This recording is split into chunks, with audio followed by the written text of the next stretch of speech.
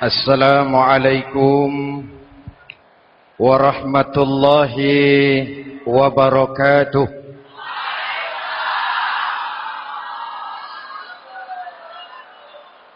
Alhamdulillahi rabbil alamin. Wassalatu wassalamu ala asyrafil mursalin Sayyidina wa maulana Muhammadin wa ala alihi wa sahbihi ajma'in, amma ba'du. Saudara-saudara kaum muslimin yang berbahagia, hadirin, kesempatan malam ini saya ingin cerita akhirat saja. Sudah pernah ke akhirat belum? Mau? Kalau mau saya daftar, besok berangkat. Salah satu rukun iman yang 6, percaya kepada adanya akhirat. Satu saat alam ini akan hancur sehancur-hancurnya. Bumi, gempa, gunung, meletus, air laut tumpah ke darat. Planet-planet bertabrakan, halilintar menyambar, angin topan bertiup. Semua yang bernama hidup mati, itu kiamat. Lalu kita akan dibangkitkan di padang mahsyar, dibangkitkan dari kubur kita masing-masing. Dan subhanallah, pada saat bangkit dari kubur itu, keadaan muka kita ini menurut satu riwayat berubah menurut amalan kita masing-masing. Jangan heran nanti ada yang dibangkitkan dari kuburnya itu mukanya berubah jadi muka tikus. Hebat sekali. Badannya badan manusia, tangannya tangan manusia, mukanya muka tikus. Sebab apa? Sebab waktu di dunia amalannya amalan tikus. Apa amalan tikus itu? Suka menggeragoti barang yang disimpan rapi-rapi.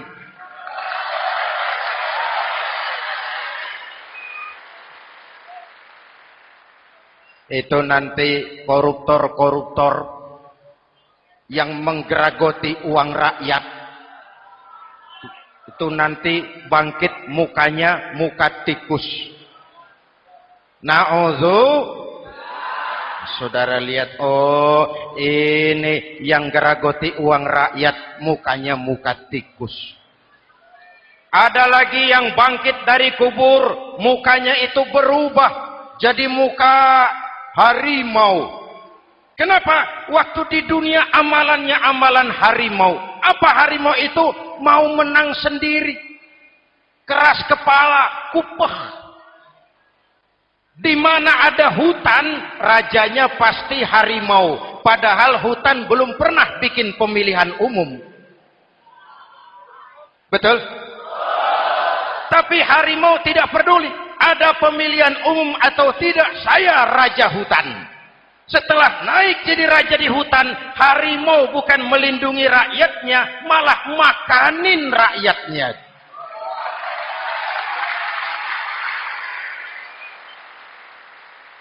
Orang-orang yang mau benar sendiri. Ada lagi yang bangkit dari kubur gagah, mukanya muka ketek.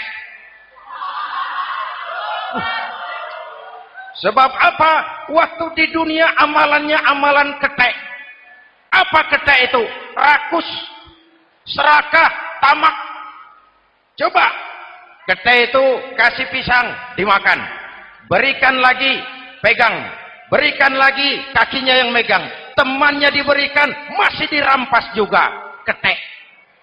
Serakah, kalau mental ketek masih gentayangan di republik ini, maka pemerataan cuman akan jadi dongeng. Kaum muslimin yang berbahagia, pada saat itu di akhirat nanti, setiap orang sibuk dengan urusannya sendiri-sendiri. boleh jadi setiap kita lalu akan dimintakan pertanggungjawaban jawab. Boleh jadi orang tua tidak sempat lagi mengingat anaknya, saudara tidak lagi sempat memikirkan saudaranya. Tiap orang akan dimintakan pertanggungjawaban jawab. Dalam kondisi seperti itu, Rasulullah mengajarkan sab'atun yudhilluhumullahu yawma la dhilla illa zilluh. Ada 7 golongan manusia yang di akhirat nanti akan langsung mendapat perlindungan dari Allah Subhanahu wa taala. Orang lain sibuk, dia tenang. Orang lain resah dan gelisah, dia ayem. Kenapa? Mendapat perlindungan dari Allah. Sebab ketika di dunia ia memberikan perlindungan kepada orang banyak. Siapa mereka? Mudah-mudahan kita termasuk salah satu di dalamnya. Mencari perlindungan Allah lebih-lebih dalam situasi sekarang ini. Pertama, imamun adil. Yang akan mendapat perlindungan langsung dari Allah adalah pemimpin yang adil. Sebab apa? Pemimpin yang adil melindungi banyak rakyat, maka pantas di akhirat dilindungi oleh Allah Subhanahu. Kita ini kan zon politikan. Kita ini makhluk yang tidak mungkin hidup sendiri-sendiri. Untuk melaksanakan hajat bersama, kita memerlukan pemimpin. Memilih pemimpin itu tidak sulit. Dalam fikih, ketika sholat, itu dijelaskan bagaimana cara memilih imam. Siapa yang diangkat jadi imam? Pertama, a'lamuhum. Orang yang paling alim di kampungmu siapa? Angkat jadi imam. Yang paling alim, paling menguasai persoalan sehingga bisa membawa bangsa keluar dari kesulitan. Pemimpin yang bisa menyelesaikan masalah, bukan yang menimbulkan masalah.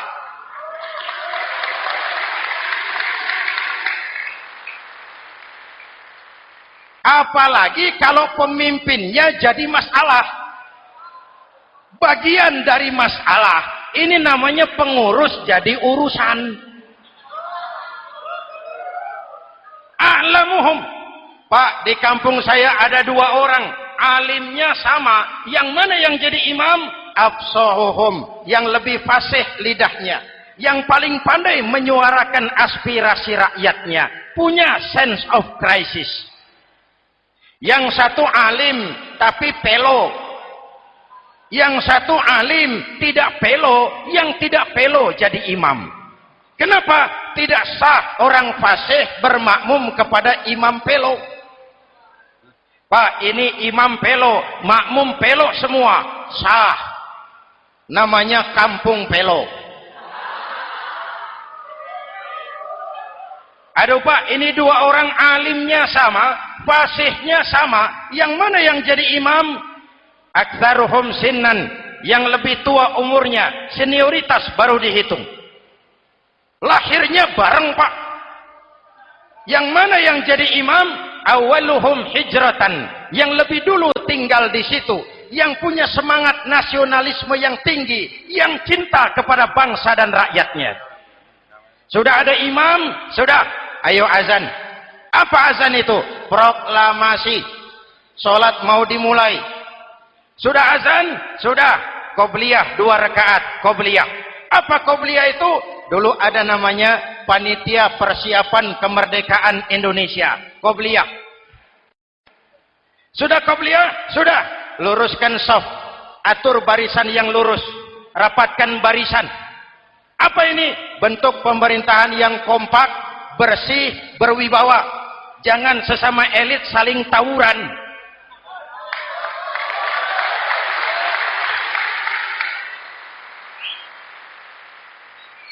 Luruskan shaf. Lalu shaf yang terdepan hendaknya diisi orang yang sedikit alim.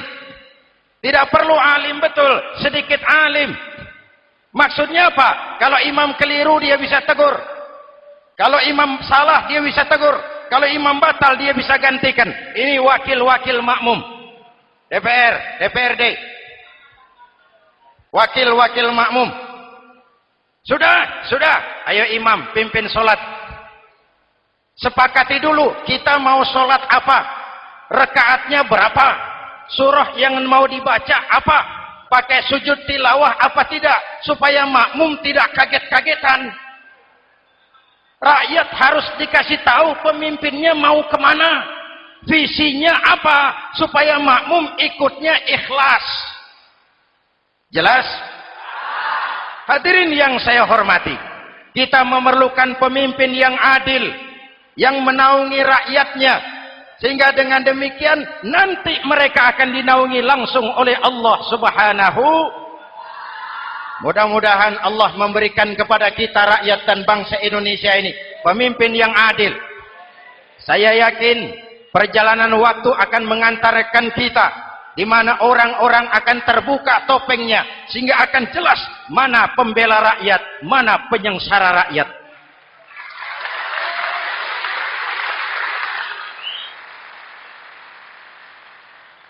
Lalu sebenarnya tiap kita ini kan pemimpin. Pak Lurah pemimpin di kelurahannya, Pak Camat pemimpin di kecamatannya, kepala suami pemimpin di rumah tangganya, anak muda pemimpin bagi dirinya, dan setiap kita akan dimintakan pertanggungan jawab tentang apa yang kita pimpin. Marilah setiap kita berusaha menjadi pemimpin yang adil. Satu.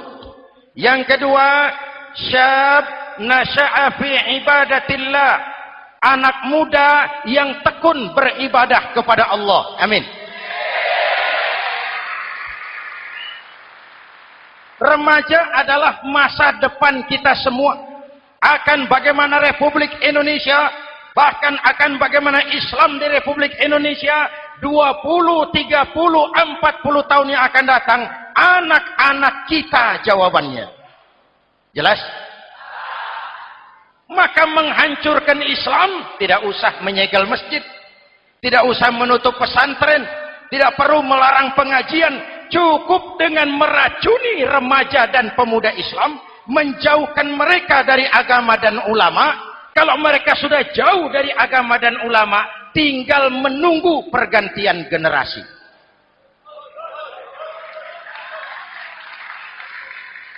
Maaf, kalau yang sudah 60 tahun ke atas, itu saya anggap angkatan selamat. Generasi tanda seru. Insya Allah mantap akidahnya, tidak goyah imannya. Tapi yang 30 tahun ke bawah, adik-adik saya ini, the next generation. Kalian yang jadi pilot project. Remaja-remaja Islam, kalau mau jadi remaja dan pemuda modern, jangan dekat-dekat ke masjid kuno. Masjid khusus 70 tahun ke atas. Baca Quran kampungan. Ngaji urusan akhirat. Seiring dengan itu, modernisasi diartikan dengan westernisasi. Kau tidak bisa jadi pemuda modern kalau semua yang datang dari barat belum kau telan mentah-mentah. Kau harus bisa bergaul seperti orang barat, berpakaian seperti orang barat, berumah tangga seperti orang barat, makan minum seperti orang barat. Kalau nyanyi lagunya lagu barat yang orang lain nggak ngerti, kamu juga nggak tahu. Mengalirlah narkoba dalam segala bentuknya. Maka muncullah generasi-generasi santai, generasi-generasi salon yang mencoba mencari pelarian hanya dengan kesenangan sesaat, tapi menghancurkan masa depan yang pasti.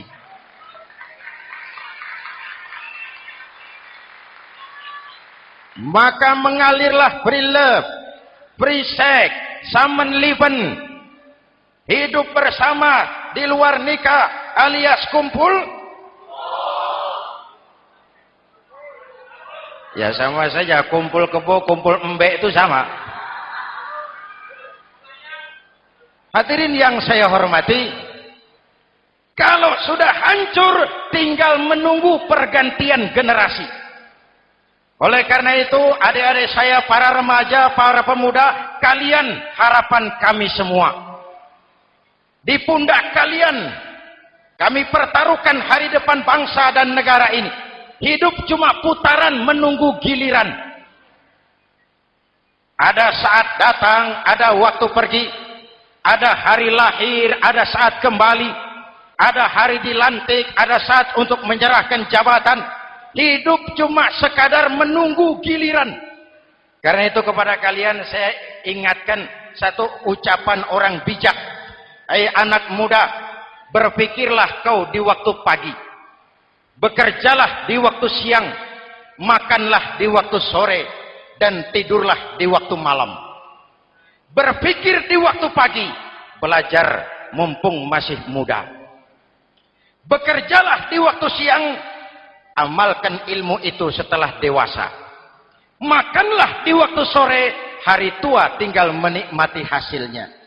Tidurlah di waktu malam. Matilah dengan tenang. Kalau pagi kau tidak berpikir, nanti siang kau tidak akan bisa bekerja. Kalau siang tidak kerja, nanti sore mau makan apa? Kalau sore tidak makan, alamat malam nggak bisa tidur.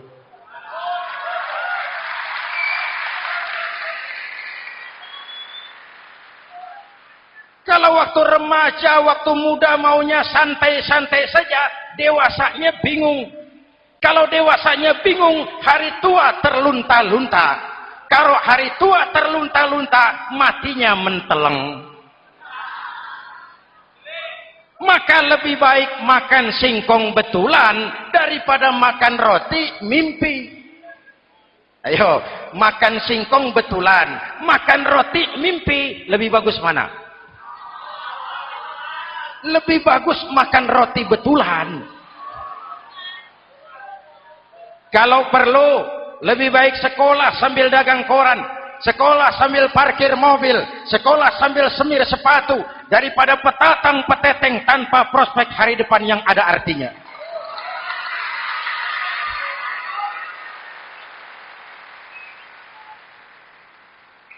Inilah golongan kedua yang nanti akan langsung mendapat perlindungan dari Allah. Anak muda yang tekun ibadah. Kalau orang tua tekun ibadah, pantas.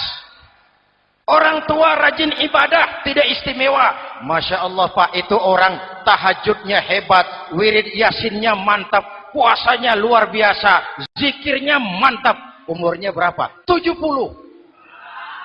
Wajar. Lalarwi sanjo. Sudah larut senja. Kalau 70 masih jadi preman, kapan taubatnya? Tapi kalau ada anak muda, darahnya masih mengalir dengan panas, keinginannya masih sejuta khayal, dia bisa salurkan di jalan Allah, itu amat disukai Allah, dan itu akan mendapat perlindungan langsung dari Allah Subhanahu. Hadirin kaum muslimin di seluruh tanah air yang saya cintai, sekarang kita sampai kepada golongan ketiga yang nanti dinaungi Allah. Itu siapa? Rajulun qalbuhu mu'allakun bil masajid. Seseorang yang hatinya selalu terpaut kepada masjid. Masjid memang tempat melaksanakan sholat, tapi lebih dari itu dia adalah pusat kegiatan umat. Umat Islam dengan masjid seperti ikan dengan air, tidak boleh berpisah. Sehingga ada hadis qudsi mengajarkan, inna buyuti fil ardil masajid wa inna zuwari fiha ummaruha. Rumahku di permukaan bumi adalah masjid. Orang-orang yang memakmurkan masjid adalah tamuku. Dari masjidlah terpancar semangat silaturahmi, dan itu yang sangat kita perlukan sekarang. Di tengah-tengah kerentanan kita sebagai bangsa, masjid harus jadi lem perekat. Di sini siapapun yang datang mengucapkan assalamualaikum, betul? Menebarkan salam, menebarkan rasa damai, bersalaman. Kata Nabi, ma min muslimaini yaltaqiyani fayatasafahani illa ghafarallahu dzunubahuma. Apabila dua orang Islam bertemu lalu bersalam-salaman, Allah akan menghapuskan dosa yang terjadi di antara kedua orang itu. Bangsa kita sedang rentan perpecahan. Benih-benih disintegrasi bertebaran di mana-mana. Maka mari kita kembali ke masjid untuk menyusun semangat kebersamaan, meluruskan saf, merapatkan barisan, dan menerjemahkannya di luar masjid. Ini ada kaitannya dengan faktor yang keempat, yang langsung dilindungi Allah. Siapa mereka? Rajulani tahabba fillahi ijtama'a alaihi wa tafarraqa alaihi. Dua orang yang bersaudara, bertemu karena Allah, berpisah karena Allah. Itu akan dilindungi langsung oleh Allah di hari akhirat nanti. Dua orang bersaudara, bertemu karena Allah, berpisah pun juga karena Allah. Tadi dalam perjalanan ke sini, saya melalui sebuah desa. Masih ada sisa-sisa tawuran antar desa. Saya tidak sebutkan desanya, itu rahasia perusahaan. Saya cuma prihatin, siapa lawan siapa? Siapa yang kita bakar rumahnya? Siapa yang kita sambiti dengan batu? Siapa yang kita rugikan? Padahal urusannya kadang-kadang sepele. Di satu desa misalnya, cuma urusan kaset jadi tawuran antar desa. Ini kan hal yang sangat sepele. Padahal Nabi mengajarkan dengan keras, kalau dua orang Islam saling bertengkar, al-qatil wal maktul finnar. Yang membunuh dan yang dibunuh, dua-duanya neraka. Sahabat bertanya, ya Rasul, kalau yang membunuh masuk neraka, pantas. Kenapa yang dibunuh neraka juga? Rasulullah senyum lalu berkata, yang dibunuh pun sudah punya niat membunuh. Cuma keduluan dibunuh. Andai kata tidak dibunuh, dia yang akan membunuh. Mari kita renungkan, kenapa sebagai bangsa kita seperti tercabut dari akar budaya kita. Kita jadi beringas, kita jadi brutal untuk hal yang sepele. Yang satu teriak Allahu Akbar, yang lain teriak Allahu Akbar. Siapa lawan siapa? Dulu Bung Tomo teriak Allahu Akbar, musuhnya londo. Sayyidina Hamzah, Khalid bin Walid teriak Allahu Akbar, yang dilawan kafir. Abu Jahal, Abu Lahab, Abu Sufyan. Sekarang si Ali lawan si Hasan, Hasan Allahu Akbar, Ali Allahu Akbar. Siapa lawan siapa?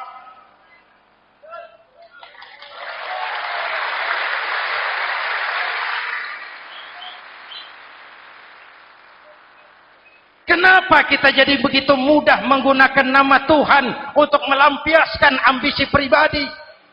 Kenapa Allahu Akbar yang begitu sakral kita lepas cuma untuk pelampiasan sebuah dendam?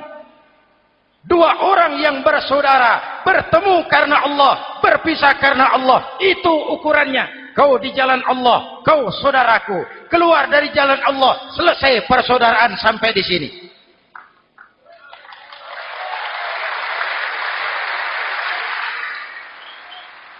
Hadirin, lewat mimbar ini saya kembali menekankan, mari kita pelihara kerukunan. Pertama, rukun antar umat seagama, sesama muslim harus bersatu. Yuk, kita rukun yuk. Kita kompak yuk. Kita bersatu yuk. Sesama muslim, kaos boleh berbeda, boleh. Jaket boleh tidak sama, silakan.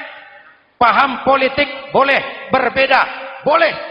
Kau lewat sana, saya lewat sini, nanti kita ketemu di sana. Betul? Mari lapang dada menerima perbedaan, tetapi mengarah kepada satu tujuan yang sama. Walaupun bineka, kita ini tunggal. Seperti dilatih di masjid ini. Dua orang yang bersaudara, bertemu karena Allah, berpisah karena Allah. Hati-hati, di masyarakat sekarang ini kan lebih banyak tukang kompor daripada tukang lem. Tahu tukang kompor? hangati sana, panasi sini, bakar sana, sulut sini, terbakar kita, dia lari tepuk tangan. Udah capek kita rakyat diobok-obok, udah capek kita rakyat dialamatkan, dijadikan address. Semua kalau pidato demi rakyat, untuk rakyat, buat rakyat, padahal nggak pernah kenal sama rakyat. Kita cuma jadi alamat. Mari kita kokohkan akar kebersamaan. Kita sama-sama anak Ibu Pertiwi. Di negeri ini kita dilahirkan. Air negeri ini yang kita minum, udara negeri ini yang kita hirup. Kalian remaja, kalian pemuda, lebih bertanggung jawab karena kalian anak Ibu Pertiwi. Hadirin yang saya hormati, maka tetaplah jaga semangat kebersamaan. Ini yang keempat. Yang kelima, rajulun zakarallaha khalian fafadat ainahu. Seseorang yang mengingat Allah dalam kesunyian, lalu berlinang air matanya. Tengah malam, dikala orang sedang tidur, dia bangun munajat. Gemersik tikar tersentuh tangan, laksana lambaian tangan malaikat maut datang hendak merenggut nyawa. Terbayang dosa yang pernah dia kerjakan, air mata berurai membasahi pipi tanpa terasa. Orang yang munajat semacam itu nanti langsung mendapat perlindungan dari Allah Subhanahu. Saya pernah baca hadis qudsi, merinding bulu kuduk saya mendengar hadis qudsi ini. Terbayang Indonesia saya, Indonesiaku, Indonesiamu, Indonesia kita semua.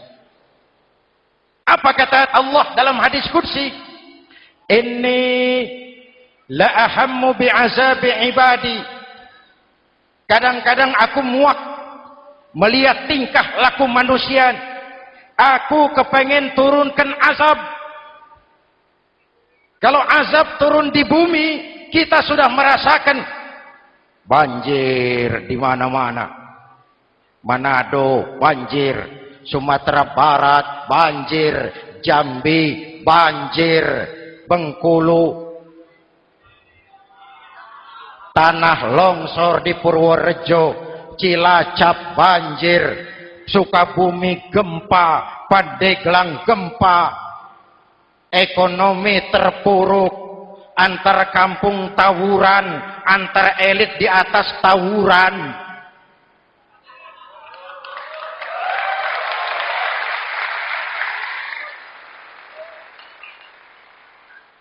Hutang numpuk. 40% APBN kita ini sekarang cuma untuk bayar hutang. Itu pun dengan asumsi dolar 7.000, 9.000, artinya sekitar 50% APBN kita untuk bayar hutang. Untungnya sekarang ini yang agak menolong, harga minyak membaik di pasaran internasional. Hadirin yang saya hormati, ini lagi ngomong apa saya sih? Aku pengen turunkan azab, tetapi kata Allah, ketika aku melihat orang-orang tua yang sujud di keheningan malam, bayi-bayi tanpa dosa masih menyujud. Ada hadis qudsi mengajarkan, inna buyuti fil ardil masajid wa inna zuwari fiha ummaruha.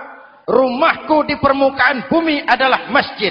Orang-orang yang memakmurkan masjid adalah tamuku. Dari masjidlah terpancar semangat silaturahmi. Dan itu yang sangat kita perlukan sekarang.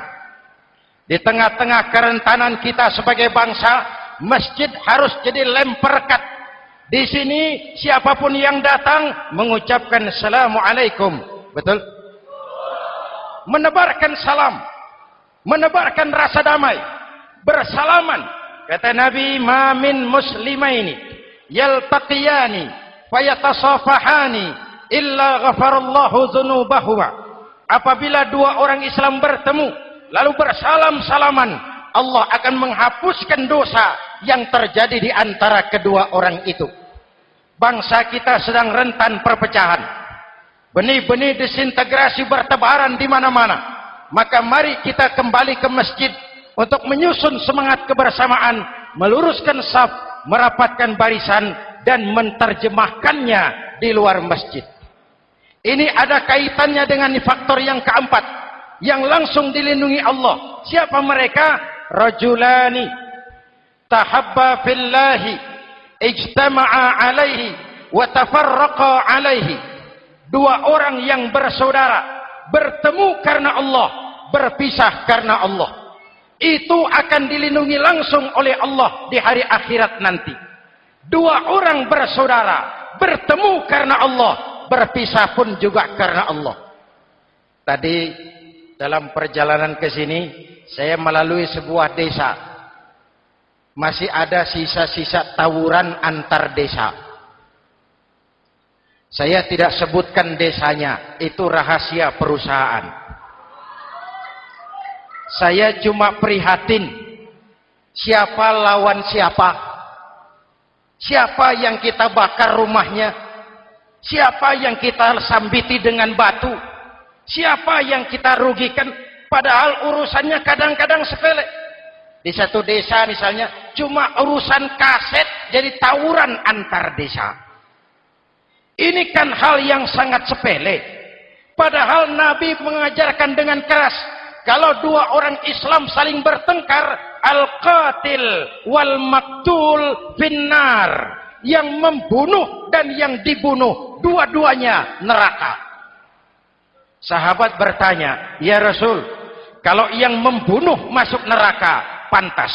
Kenapa yang dibunuh neraka juga? Rasulullah senyum lalu berkata, yang dibunuh pun sudah punya niat membunuh. Cuma keduluan dibunuh. Andai kata tidak dibunuh, dia yang akan membunuh. Mari kita renungkan, kenapa sebagai bangsa kita seperti tercabut dari akar budaya kita. Kita jadi beringas, kita jadi brutal untuk hal yang sepele. Yang satu teriak Allahu Akbar, yang lain teriak Allahu Akbar. Siapa lawan siapa? Dulu Bung Tomo teriak Allahu Akbar, musuhnya londo. Sayyidina Hamzah, Khalid bin Walid teriak Allahu Akbar, yang dilawan kafir. Abu Jahal, Abu Lahab, Abu Sufyan. Sekarang si Ali lawan si Hasan, Hasan Allahu Akbar, Ali Allahu Akbar. Siapa lawan siapa?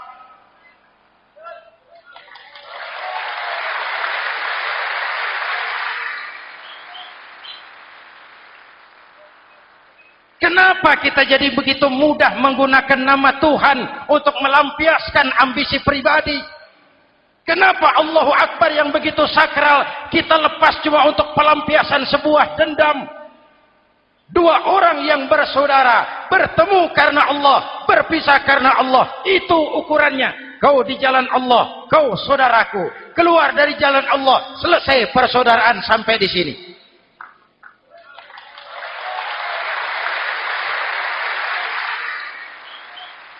Hadirin, lewat mimbar ini saya kembali menekankan, mari kita pelihara kerukunan. Pertama, rukun antar umat seagama, sesama muslim harus bersatu. Yuk, kita rukun yuk. Kita kompak yuk. Kita bersatu yuk. Sesama muslim, kaos boleh berbeda, boleh. Jaket boleh tidak sama, silakan. Paham politik boleh berbeda, boleh. Kau lewat sana, saya lewat sini, nanti kita ketemu di sana. Betul? Mari lapang dada menerima perbedaan, tetapi mengarah kepada satu tujuan yang sama. Walaupun bineka, kita ini tunggal. Seperti dilatih di masjid ini. Dua orang yang bersaudara bertemu karena Allah, berpisah karena Allah. Hati-hati, di masyarakat sekarang ini kan lebih banyak tukang kompor daripada tukang lem. Tahu tukang kompor? Hangati sana, panasi sini, bakar sana, sulut sini. Terbakar kita, dia lari tepuk tangan. Sudah capek kita rakyat diobok-obok. Udah capek kita rakyat dialamatkan, dijadikan address. Semua kalau pidato demi rakyat, untuk rakyat, buat rakyat, padahal nggak pernah kenal sama rakyat. Kita cuma jadi alamat. Mari kita kokohkan akar kebersamaan. Kita sama-sama anak Ibu Pertiwi. Di negeri ini kita dilahirkan. Air negeri ini yang kita minum.